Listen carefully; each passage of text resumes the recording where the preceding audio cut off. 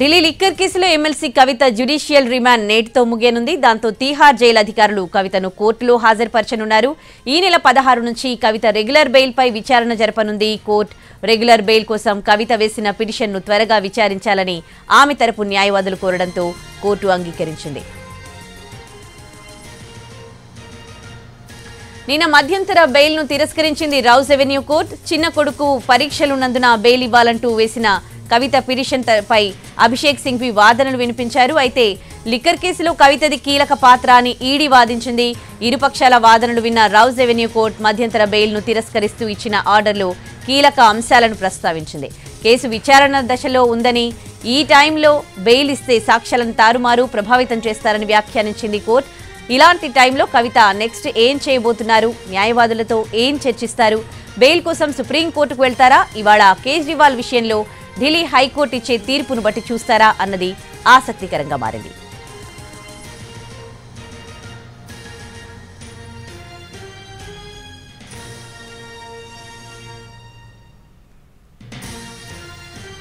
Delhi liquor కేసులో MLC కవిత judicial remand నేటితో ముగియనుంది. దాంతో తీహార్ జైలు అధికారులు కవితను కోర్టులో హాజరుపరచనున్నారు. ఇక ఇదే అంశానికి సంబంధించి పూర్తి డీటెయిల్స్ మా ప్రతినిధి రాజు ఢిల్లీ నుంచి లైవ్ లో అందిస్తారు.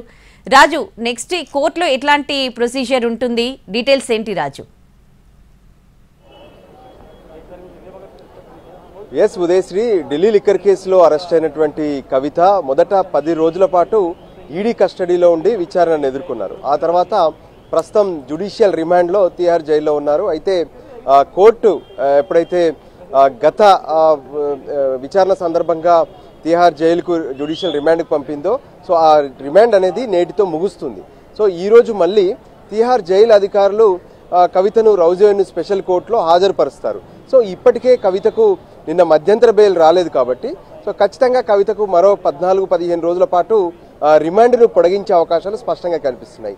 అయితే ఈరోజు కోర్టుకు హాజరు కాగానే కోర్టులో ముఖ్యంగా ఏదైతే ఇప్పటి వరకు అంటే మధ్యంతర బెయిల్ కావచ్చు, రెగ్యులర్ బెయిల్కి సంబంధించినటువంటి అంశాలతో పాటు ఏదైతే ఇప్పుడు ఈడీ కూడా స్పష్టంగా చెప్తుంది, అంటే రిమాండ్ను పొడిగించాలనే విషయాన్ని ఈడీకి సంబంధించినటువంటి న్యాయవాదులు కూడా ఈ సమయంలో కోర్టు ముందు పెడతారు. దానికి అనుగుణంగానే ఈడీ చెప్పినటువంటి అంశాలతో పాటు రెగ్యులర్గా ఉన్నటువంటి ప్రాసెస్ ప్రకారం జ్యుడిషియల్ రిమాండ్ అనేది కవితకు పొడిగించే అవకాశాలు ఎక్కువగా కనిపిస్తున్నాయి. అయితే నిన్న ఎప్పుడైతే అటు రౌజ్ ఎవెన్యూ స్పెషల్ కోర్టు కవితకు మధ్యంతర బెయిల్ను ఇచ్చేందుకు నిరాకరించిందో, ఆ తర్వాత రెగ్యులర్ బెయిల్ పైన ఇదే కోర్టులో వెంటనే విచారణ జరిపేందుకు కవిత తరపున న్యాయవాదులు అప్లికేషన్ వేశారు. అయితే ఆ అప్లికేషన్ ప్రకారం వాస్తవానికి మొదట్లో 20వ తేదీన రెగ్యులర్ బెయిల్ పైన విచారణ ఉంది. కానీ దాన్ని కొంత ముందే విచారణ జరపమని కోరడంతో కోర్టు 16వ తేదీకే దీనికి సంబంధించినటువంటి అనుమతి ఇచ్చింది. దానికి అనుగుణంగా 16వ తేదీన రెగ్యులర్ బెయిల్ పైన రౌజ్ ఎవెన్యూ స్పెషల్ కోర్టులో విచారణ జరగబోతుంది. సో ఆ తర్వాత ఏదైతే కోర్టుకు సంబంధించినటువంటి వ్యవహారాల్లో అంటే ముందుగా ట్రయల్ కోర్టులోనే ఈ బెయిల్కి సంబంధించినటువంటి అంశాలను మొత్తం కూడా ప్రాసెస్ చూసుకుంటారు. ఆ తర్వాత ఇక్కడ నిరాకరించిన తర్వాతనే అప్పర్ కోర్టుకు వెళ్లాల్సి ఉంటుంది. సో దానికి అనుగుణంగా మళ్ళీ హైకోర్టుకు వెళ్తారు, ఢిల్లీ హైకోర్టుకు. ఆ తర్వాత సుప్రీం కోర్టు వరకు కూడా వెళ్లే అవకాశాలు స్పష్టంగా కనిపిస్తున్నాయి.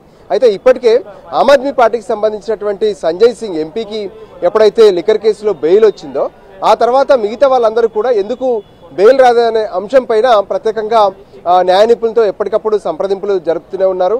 అయితే ఈరోజు కేజ్రీవాల్కి సంబంధించినటువంటి పిటిషన్ పైన కూడా ఢిల్లీ హైకోర్టు జడ్జిమెంట్ ఇవ్వబోతుంది. సో ఇప్పటికే దీనికి సంబంధించి అంటే లిక్కర్ కేసులో తనను అరెస్ట్ చేయడంతో పాటు తనను తీహార్ జైల్లో ఉంచినటువంటి అంశాన్ని ఛాలెంజ్ చేస్తూ హైకోర్టును ఆశ్రయించారు కేజ్రీవాల్. దానికి సంబంధించినటువంటి తీర్పు ఈరోజు మధ్యాహ్నం రాబోతుంది. సో మొత్తానికి ఢిల్లీ లిక్కర్ కేసులో ఈరోజు కవిత, కేజ్రీవాల్కి సంబంధించినటువంటి అంశాలపైన కీలక పరిణామాలు చోటు చేసుకొని ఉన్నాయి. Udayasri. Right, thanks for the updates Raju.